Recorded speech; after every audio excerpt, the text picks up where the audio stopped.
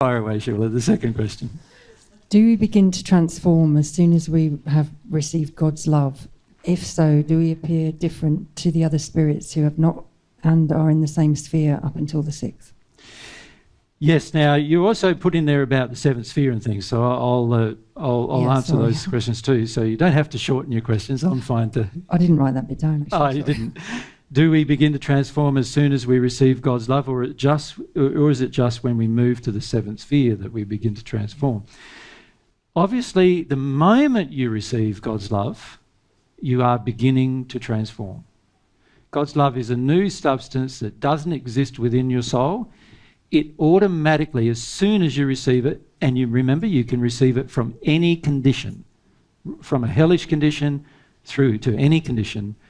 So under those circumstances, if you can receive God's love, it will begin to transform you. But this is with one proviso. And you know what that is? If you let it. If you let it. How do you let it? By feeling everything that it brings up. That's how you let it. So how do you close it down? By choosing to not feel everything it brings up. That's how you close it down.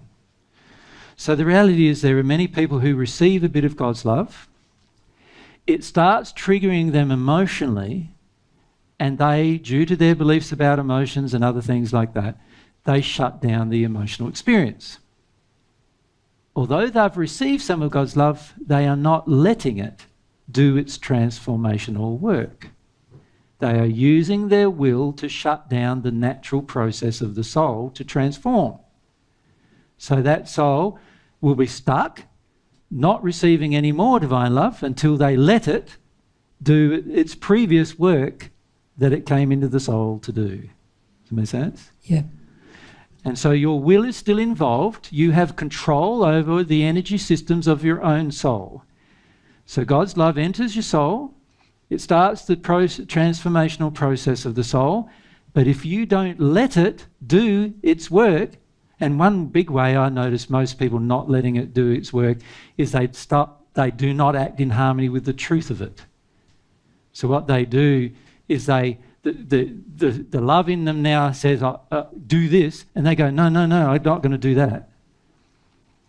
And that's how you shut down its process of transformation. Now, that still means, though, that God's love exists within that soul now. So that soul really, even though it's not aware yet, is in a state where it's now immortal. It can't lose that love now that it's in there. So it's still going to benefit the soul in the long run. But they need to learn that their will has to now be engaged to live in harmony with what the emotion within dictates. Yeah. Does that make sense? Yeah. Yeah. Now that might take them a while, right? In fact, I notice many people who receive divine love on earth, they don't let that happen until they arrive in the spirit world. Mm. And a lot of people on earth don't feel safe enough or have not enough ethics or morality or enough desire for truth to allow God's love that has entered them to transform their life in these other areas other than just feeling gooey about love. Do you know what I mean? So when we receive divine love in the initial stage, the first few days we feel quite overwhelmed by it, quite happy, joyful, but then it starts acting upon our soul and starts getting us to do things that we're not that happy about doing, including doing things like telling the truth, feeling emotion, and so forth. And so what do? We come up to a situation where that love inside of us is motivating us to tell the truth, but what do? We don't tell the truth. We come away, and of course we're going to come away, and what are we going to feel? A little bit bad, because the love inside of me is saying, tell the truth, and I made a choice to not tell the truth. Now the love inside of me is different to what I'm doing. So I'm going to feel a little bit bad about that. That's the penalty of acting out of harmony with the love that's within. Yeah. Does that make sense? Yep. And this is a common condition for people who have received divine love. There are many millions and millions of people on earth who have received divine love. many millions. But very few of them continue to do so because they engage one of the control-based mechanisms within the soul to control the effect of what that love is trying to do to the soul. You follow? Yeah. So what they do is they receive some of the love, but they don't tell the truth. They receive some of the love, but they don't change some fundamental belief systems that are now challenged by this love. This happens to Christians a lot, where they receive some of the love, but the fundamental belief system they can go to war for their faith has not been changed. And so when they feel their faith might be challenged, they go to fight for it. They go into battle for it. Even if it's just emotional battle, they go in for it, right? How many Christians have you met who don't do that? There's very few, right? Yeah. Because they have a belief that's what they have to do, so they do it. That is out of harmony with the love that's in them. They feel bad about it, they get angry about it, you know what I mean? So there's all these internal emotions that get stirred up now about it, but in the end, because they don't want to let go of that belief that the love itself is actually now trying to transform, right? And they're not going along with that, giving up of that emotionally, they are going to retain that belief now probably for the rest of their life and prevent God's love from flowing into them more as a result of retaining it. Does that make sense? Yeah. So they cause their own stagnation, even though they have some divine love within them. Mm. Now, it's important to understand then how the soul controls the response to the transformational effects of the love entering it. Do you see? Now, in the Paget messages, we tried to share with James Paget many, many times these problems. Right? And in fact, there are some messages that got through about this particular issue, about how the human acts as if no love has been received. And in fact, there are some messages that talk specifically about that, how you can act as if you haven't received any love. That is because you're not allowing the transformational effect, because you're not operating in harmony with others of God's principles. And the love internally is desiring you to do it.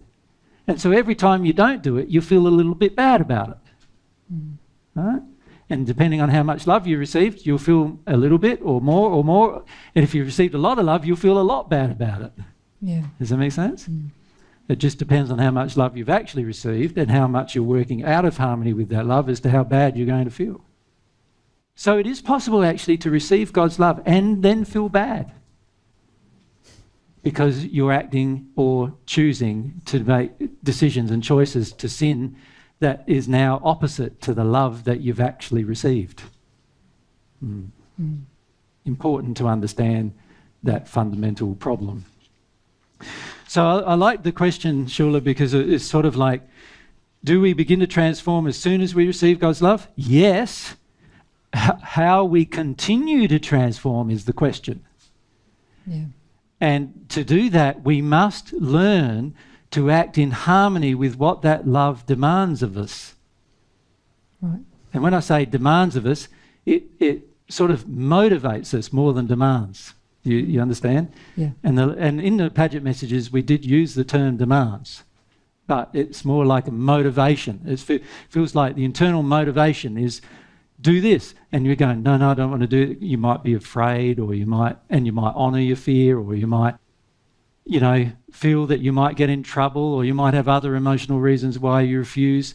And any one of these refusals is now going to cause a stagnation to your reception of more love, but also acts then like the love can't do its work inside of you anymore. As many of you have actually, unbeknown to yourself, gone through this experience where you've actually received some of the love, but the love's not motivating you to do any more because you're shutting down its motivations. Does that make sense? For whatever reasons, fear or lack of truth or whatever it is, any one of the principles we've in fact discussed could be a factor. And as a result, there are limitations now placed on your transformation. Mm. Thank you. Remember, complete transformation cannot occur without desire. And that means desire to act also in harmony with the love you receive. And what we're hoping to achieve in this group, in this assistance group, is to demonstrate to you the principles of love so that you can see when you might be out of harmony with those principles and therefore shutting down the love you've received. So hopefully that's helpful in that process. Yeah. Now, the second part of your question, Ashula, was, do we appear different to other spirits who have not received God's love but are in the same sphere as us? Yes, we do, interestingly enough. The love inside of us is like a shining bright light, even if it's just a tiny little speck. It's a shining bright light that automatically illuminates your soul, even though your condition in all other respects might be identical to another person in that sphere. Does that make sense? Yeah. You can't hide it. You can only choose to ignore it. So when you see it as a spirit, you can see that person's received God's love, that person has not. That person has not. It's quite easy to see, even if it's just in the hells. You're looking, that person has not. And you can then also see the mechanisms they're trying to use in order to shut down its operation and its transformational process, right? But yes, it is potential that two people in the same sphere, and this happens all the time, by the way, because the second, third, fourth, fifth, sixth spheres are populated by people who have received God's love and people who haven't. And so a person who has can easily identify another person who has. Yeah. Which is great. And you also feel an attraction to those people because you feel more like you can share the same information and discuss the same things and so forth as a result of those feelings that you identify within the individual. Yeah. But it's interesting to know that, isn't it, in a way? Because it's interesting to see that once you get to the spirit world, if you test this out, you'll be able to measure or see when a person has or when a person hasn't. Now, you know what happens with most people in addiction when they pass in the spirit world? They don't bother testing any of those things. They're too busy getting their addictions met to bother about testing anything. Hence, dealing with addiction while you're on earth and getting rid of it is going to be very helpful for your life in the spirit world. Thank you.